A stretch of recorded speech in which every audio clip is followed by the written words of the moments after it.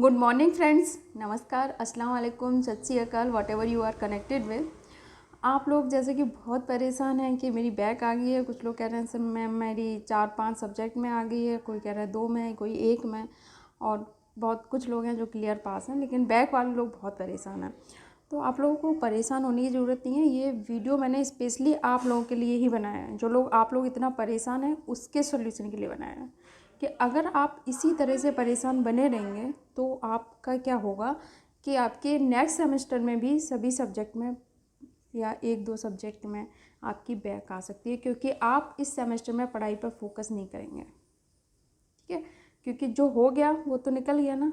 ठीक है, अब उसमें बेहतर जो कर सकते हो ना आपको वो करना है। आप ये नहीं कि आप वो लेकर बैठे रहो बैक का, या आप अपने जो जिस भी पेपर में बैक आए हैं उसका रोना लेकर बैठे रहो।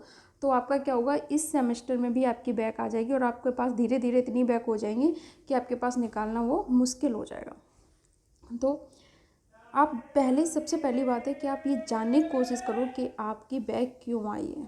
ठीक है, जब आप कभी भी लाइफ में असफल होते हो, ठीक है, तो उसके पीछे कारण क्या है वो जानने की कोशिश करो। ठीक है, कि क्या कमी रह गई थी, कौन सी वजह थी जिसकी वजह से मेरे पास ये बैक आई है। ठीक है, कितने सब्जेक्ट में आई है और किस सब्जेक्ट में किस वजह से आई है। आप में से कोई भी ऐसा है जो ये कह सकता है कि मैंने 100% कोशिश की थी, लेकिन 100% कोशिश करने के बाद भी मेरा बैक आया। ठीक है, अपने दिल से ईमानदारी से अगर कोई कहे तो मुझे कमेंट करके बताएं कि उसने 100% अपनी कोशिश की थी, उस सब्जेक्ट में 100% एफर्ट दिया था, उसके बाद भी बैक आई है। ऐसा कोई भी नहीं होगा। ठीक है, मुझे पता है, क्योंकि आप लोगों ने 100% नहीं दिया। आप लोगों के साथ कुछ प्रॉब्लम्स रही हैं, ठीक है, वो मैं मानती हूँ कि प्रॉब्लम्स रही हैं कि कोविड की वजह से आपका लॉकडाउन रहा, आपकी क्लासेस नहीं चली, तो इस वजह से आपको कॉन्सेप्ट कम क्लियर हो पाए। ठीक है, आप कम पढ़ाई कर पाए। ठीक है, आपकी इन सभी बातों से मैं सहमत हूँ, लेकिन आप फिर भी आप बहुत अच्छा कर सकते थे सब्जेक्ट में अगर आपने अपनी तरफ से पूरी कोशिश की होती। ठीक है, अगर आपने अपना 100% दिया होता तो आपकी कभी भी बैक नहीं आती। ठीक है, आपने गलती क्या की, आपने लॉकडाउन को ऐसा समझ लिया कि जैसे छुट्टी है, एकदम गर्मियों की छुट्टी, अब पढ़ाई लिखाई से कोई मतलब नहीं, थोड़ा बहुत एग्ज़ाम के टाइम पर देख लेंगे, क्लासेस नहीं चल रही हैं, कोई बात नहीं, अब पूरी छुट्टी हो गई, अब तो फुल मस्ती का टाइम है। आपने बस ये सोच लिया, तो आपने उस चक्कर में पढ़ाई नहीं की। ठीक है, एक रीज़न आपका ये है असफल होने का। दूसरा ये, आपकी क्लासेस चली भी तब भी आपने अच्छे से पढ़ाई नहीं की, आपने क्लासेस में फुल अटेंशन नहीं दिया, और आपने अगर क्लास में पढ़ भी लिया तो आपने घर में जाकर उस चीज़ को नहीं पढ़ा। ठीक है, ये आपकी दूसरा रीज़न है आपकी फेलियर का। और तीसरा रीज़न है आप डेडिकेटेड ही नहीं हो अपनी पढ़ाई के प्रति, आप पढ़ना ही नहीं चाहते हो। आपको कोई फ़र्क ही नहीं पड़ता कि आपके माँ बाप इतना रुपए इन्वेस्ट कर रहे हैं आपके ऊपर, आपको उनके सपनों को साकार करना है। ठीक है, अपनी एक बेटर लाइफ इस्टेब्लिश करनी है, इसके लिए आप मेहनत ही नहीं कर रहे हो, आप अपनी लाइफ को लेकर अभी तक सीरियस नहीं हुए हो। ठीक है, बल्कि जबकि आपको यहाँ पर आकर सीरियस हो जाना चाहिए, क्योंकि अब आप एक प्रोफेशनल लाइफ में एंटर कर चुके हो। अभी तक आपके 10-12 तक तो क्या था कि आप एक स्कूल एजुकेशन अपनी पूरी कर रहे थे। स्कूल एजुकेशन के बाद अब आप जब डिप्लोमा में आ गए हो, तो डिप्लोमा में क्या है, आपके एक प्रोफेशनल लाइफ की स्टार्टिंग हो गई। आप जब आप प्रोफेशनल लाइफ में एंटर कर जाते हो तो आपको सीरियस होना बहुत ज़रूरी है, क्योंकि जब आप सीरियस होगे तभी आपको सफलताएँ मिलेंगी।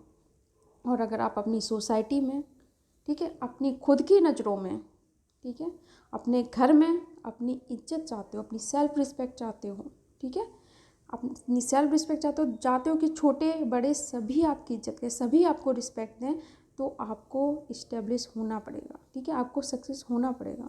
ठीक है, अब अगर आप असफल हो गए हो यहाँ पर, ठीक है, तो इससे घबराने की ज़रूरत नहीं है। ठीक है, हमेशा जब भी आप असफल होते हो तो आपको कुछ ना कुछ उससे सीखने को मिलता है।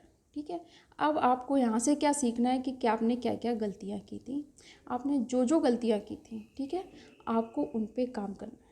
ठीक है, और काम कैसे करना है, गधों की तरह काम नहीं करना है। ठीक है ना, मेहनत तो हर कोई करता है, बहुत लोग करते हैं। ठीक है, कुछ लोग नहीं भी करते, जैसे मान लो मेहनत तो रिक्शा चलाने वाला भी करता है, लेकिन आपको एक स्मार्ट स्टडी करनी है, ठीक है। स्मार्ट स्टडी का मतलब समझ रहे हो कि आपने जैसे इससे पहले वाले सेमेस्टर में आपका कन्वेंशनल हुआ था, तो आपको हर क्वेश्चन के लिए, हर एक टॉपिक के लिए, जैसे मान लो रेक्टिफायर है, ठीक है, तो रेक्टिफायर आपने पढ़ा तो आपको उसका ब्लॉक डायग्राम, ठीक है, कैसे क्या काम करता है, पूरा सर्किट आपको सब कुछ पता होना चाहिए, ठीक है। कम्युनिकेशन सिस्टम है तो कैसे काम करता है, मॉड्यूलेटर, डिमॉड्यूलेटर, मॉडम, आपको सब कुछ पता होना चाहिए, उसका डायग्राम जरूर बनाना है हर क्वेश्चन में। लेकिन इस बार क्या, इस बार आपको इन सब चीज़ों की ज़रूरत नहीं है, ना ही डायग्राम की ज़रूरत है, ना ही डेफिनेशन वगैरह की ज़रूरत है। इस बार आपका ऑनलाइन पेपर होगा तो क्या होंगे, MCQ, ठीक है। तो आपको हर सब्जेक्ट के MCQ की प्रैक्टिस करनी है। अब आप कहोगे क्वेश्चन नहीं मिल रहे, क्वेश्चन आप यूट्यूब से ढूंढो, ठीक है। आपके पास, आप अगर ये वीडियो देख रहे हो, इसका मतलब क्या है, इसका मतलब ये आपके पास नेट की सुविधा है, मोबाइल है आपके पास, तो आप लोग गूगल क्रोम, ठीक है, किसी भी सोशल साइट से आप पढ़ सकते हो, ठीक है, जहाँ पर ये फैसिलिटी अवेलेबल है। यूट्यूब पे हज़ारों वीडियो आपको मिल जाएंगे जिसमें MCQ होंगे आपके सब्जेक्ट से रिलेटेड, ठीक है। और अब आपको जैसे कोई टॉपिक पढ़ना है, जैसे मान लो रेक्टिफायर पढ़ना है, तो आप अब आपको डायग्राम और डेफिनेशन नहीं रटनी है, अब आपको उसका मेन पॉइंट रटना है, ठीक है, क्योंकि वही MCQ में पूछे जाएंगे। तो रेक्टिफायर में ऐसे क्वेश्चन पूछ लिया जाएगा, विच device convert AC to DC, तो आपको ऑप्शन में होगा रेक्टिफायर, या रेक्टिफायर क्या करता है, तो ऑप्शन में होगा AC to DC, AC to AC, इस तरह से ऑप्शन में होंगे, तो आपको पता होना चाहिए rectifier AC to DC convert करते हैं। तो ये चीज़ें, अब आपको कॉन्सेप्ट पता होना चाहिए। तो MCQ में आपको डिटेल स्टडी करना, मतलब पॉइंट वाइज करना है, डायग्राम, डेफिनेशन, इन सब चीज़ों का इंपॉर्टेंस कम होता है MCQ में। हाँ, आपको उसकी फंक्शनिंग पता होना चाहिए, काम पता होना चाहिए, वो आपसे पूछा जा सकता है। तो आपको पता है, सफलता आपके विचार और आपके दिमाग के खेल पर निर्भर करती है, ठीक है। आप कहते हैं ना, मन के हारे हार है, मन के जीते जीत, ठीक है। तो आप पहले तो, सबसे पहले तो अपने आप को सेल्फ प्रिपेयर कीजिए। अब तक आप बैक आ गई, आपने रोना धोना, जितना भी जो कुछ करना था, अपने आप को दुखी, जो कुछ करना था आपने कर लिया होगा, अब वो सब कुछ क्लोज, ठीक है। अब नए तरीके से शुरुआत। अब आपको जो गलतियाँ हुई हैं उनसे आपको सीख के आगे बढ़ना है, ठीक है। तो जो जो गलतियाँ हुई हैं उन पे काम करना है आपको, और अब वो गलतियाँ दोबारा नहीं होने देना है किसी भी सूरत में, ठीक है। इस बात का ध्यान रखना है। अब एक अवसर होती है सफलता, ठीक है। आप इसको, जो आपकी बैक आई है, इसको आप एक मौके की तरह यूज़ करो, ठीक है। क्या मौका, आपको बुद्धिमानी से एक नई शुरुआत, यानी कि अब आपको एक अच्छे तरीके से, जो जो कमियां हुई हैं, ठीक है, दिमाग खोल के देखना, क्या मैंने क्या क्या गलतियां की थी, मैंने पढ़ाई ही नहीं की थी, या पढ़ाई की थी तो मैंने कहाँ पर उस चीज़ में गलती की, क्या चीज़ तैयार नहीं की। कुछ बच्चों ने तो ऐसे क्वेश्चन ही पूरे अटैम्प्ट नहीं किए थे, ठीक है। तो वहाँ पे आप, जब आप क्वेश्चन ही नहीं अटैम्प्ट करते तो एग्जामिनर आपको क्या नंबर दे देगा। तो सबसे पहले क्वेश्चन ज़रूर अटैम्प्ट करना, ठीक है।